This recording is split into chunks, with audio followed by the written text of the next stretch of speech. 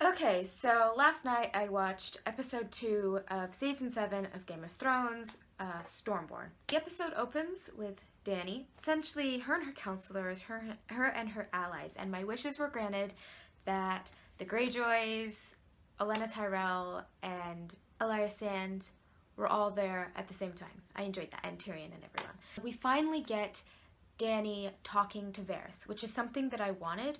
I wanted to hear what she thought of him and everything.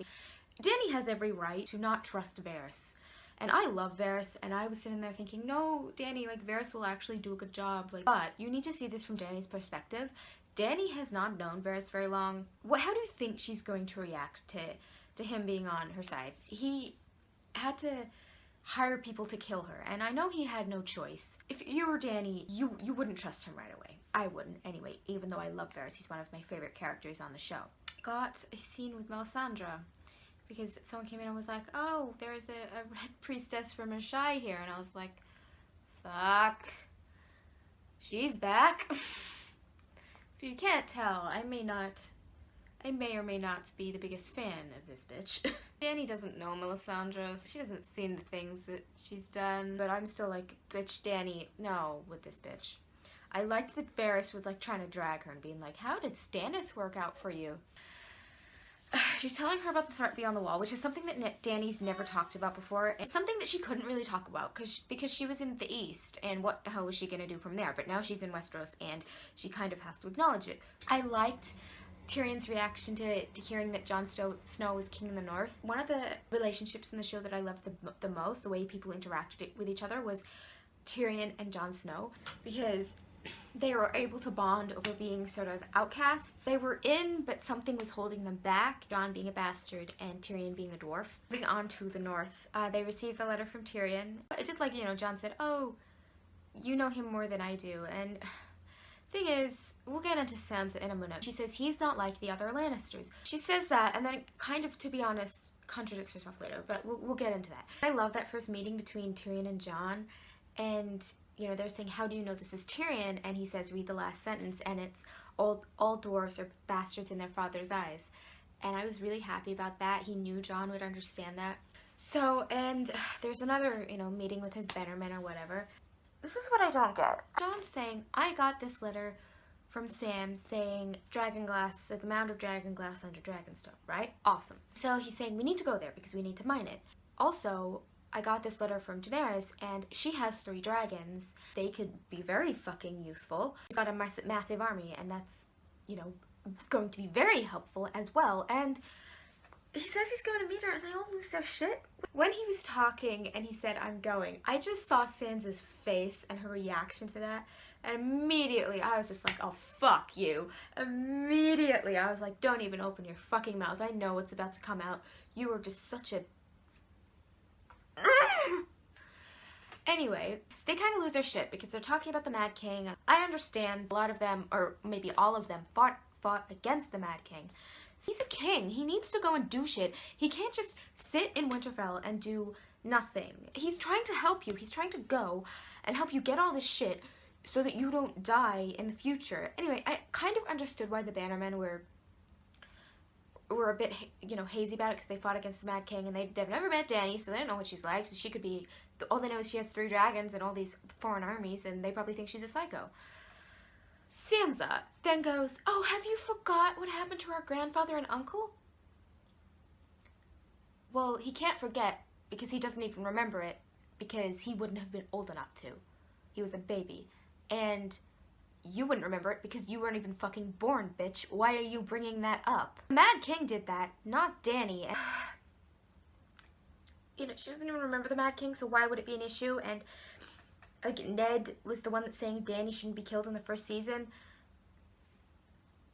I honestly, with her outburst last week, I didn't agree with it. It annoyed me, but I understood where she was coming from. With this one, it just didn't make sense. And I'm not even really mad at Sansa. I'm kind of mad at the writers. It's just like they're trying to force this conflict between her and Jon that really I'm not buying. I'm just buying Sansa is just being really annoying at this point. Anyway, and then we got some shit with Littlefinger, and I honestly don't care about that. Yeah, Jon choked him, which was nice. So he left Winterfell under Sansa. She seemed happy about that, I suppose, so maybe it's not going to be an issue, but I feel like she's gonna have no fucking idea what she's doing. Anyway, that's probably a good thing because she's gonna rule or whatever and gonna realize it's not as fucking easy as it appears. Anyway, I forgot to mention this with the whole Dany stuff, but we got a scene with Missandei and Grey Worm, and at first I was kind of like, move this scene along, I don't care, it's cliche as fuck, because they were like, you're my weakness and I want to see you, and I'm like, when did this turn into a fucking Nicholas Sparks movie? I mean, it was kind of sweet at the end, I thought, but the beginning of it, I was like, move it along. Anyway, we got a sex scene. Also, I forgot to mention that Dany was sending the Iron Fleet down to get the Dornish army so they can lay siege to King's Landing, and then sending the Unsullied to Casterly Rock. I don't know if we're going to get to see Casterly Rock this season. That would be really great to see, to finally see it after 6 seasons of not seeing it.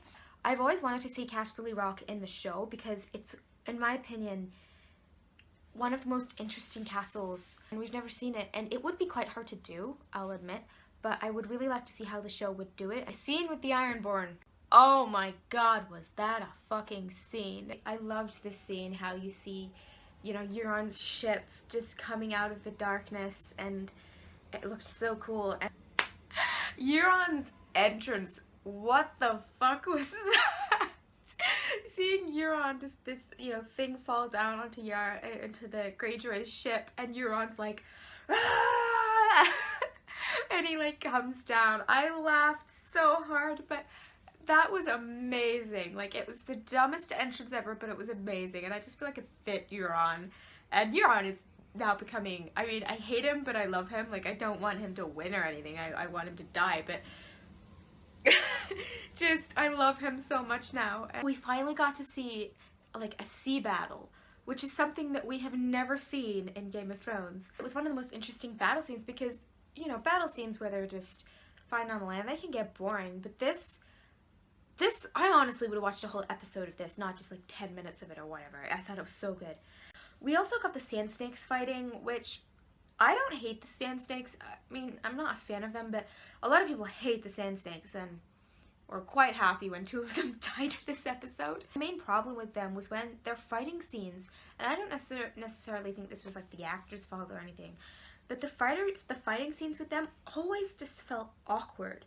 It just, and I know that they have weapons that are very different to like what the majority of Westeros would have, and in this particular battle it was different to what a lot of people had. But it always felt awkward. Like, when, I know Oberyn only had one fight scene, but that fight scene felt real. It felt like he knew what he was doing with that spear. And I know it was a trial by combat, so it was very different. It wasn't a battle. But yeah, the Sand Snakes just feel so awkward. The scene where they're trying to like kidnap Marcella, I always think looks very awkward. And this as well, whenever it cut to them, it looked quite awkward in my opinion. Euron has Yara, and the look on Yara's face when she realizes that he can't help her and that he's about to freak out, it struck me. And that last shot of Theon in the water was so upsetting, and whether anyone has survived this, that scene was amazing, and props to everyone who worked on that because it was amazing. On to, there was stuff in King's Landing. I am still not happy with it.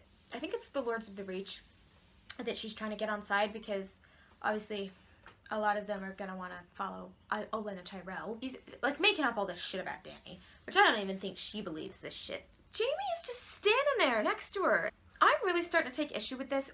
Everyone is talking about how Cersei has blown up the Sept of Baelor, right? We've yet to see the Sept, which I know that costs a lot in CGI, but still. Jaime is just fine.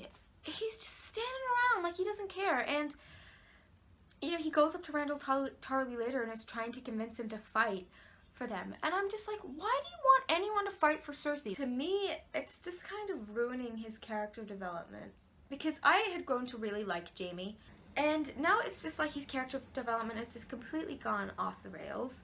He's just turned into a complete idiot again. Finally got to see the dragon skulls again, and they went down there and they're talking, and I'm like, if you're gonna fucking do something to these dragon skulls, I will kill you. Anyway, so they see the skull of Balerion the Dread, and that looked amazing. I was just sitting there thinking, is Qyburn gonna do some weird experiment with this? Anyway, and then he has the thing, that massive crossbow thing, Which, I don't know if that's going to work. I don't know how I feel about that, because did no one think to do that with Aegon? I suppose no one really had time to do that with Aegon, but I'm still kind of like, I don't know. I don't know if that would work or not. They shoot Balerion the Dread with this massive thing and, like, crack him and shit, crack his skull and shit, and I'm just like, what the fuck was the point of that? Like, I know it's supposed to be symbolic, and, like, but I still got annoyed. I'm like, just fucking leave the skulls alone. Anyway, so stuff in King's Landing, the whole stuff with Jaime just annoyed me. I don't know why he's supporting Cersei. You know, oh, I know you don't like my sister. Why do you like your sister? Stuff with Arya, I liked that she, like, reunited with Hot Pie. I really liked that scene. I saw a few people pointing out that she was, like, acting like the Hound, which I really liked. I hope there's a reunion with those two. I so hope. She's finally decided to go back to Winterfell. I'm so happy about that. However, she decided to go just as Jon's leaving. I hope she just gets there, because I don't want to see any more shit of her just missing it, or, you know, she gets there and then you know, I just want her to get there, because I've kind of had enough. It's happened so many times where it's just been within reach. You know, the Red Wedding happened and then Lysa Arryn died. Just let her go to Winterfell, please. The scene with Nymeria, wow, she was massive. She was more impressive than Ghost, in my opinion. I suppose that's because there was other wolves to compare her to, whereas Ghost isn't really around other wolves, so you can't, like, compare how big he is. She's saying, I'm going to Winterfell, come with me, and then she leaves. And she says, that's not you. From what I have gathered, and what other people tend to think, that's supposed to be in reference to the scene with her and Ned from the first season, where he's telling her she's going to have to live in a castle and all of this and marry someone, and she says, that's not me.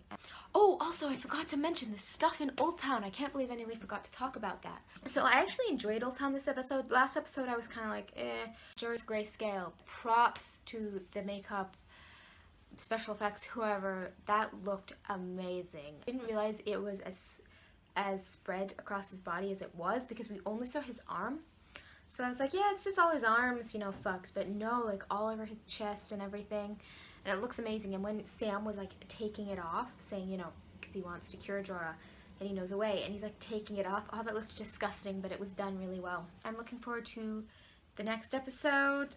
Looks like Dany and Jon are going to meet. I'm really looking forward to it. So I'll see you guys then, and hopefully none of our favorite characters die. Bye.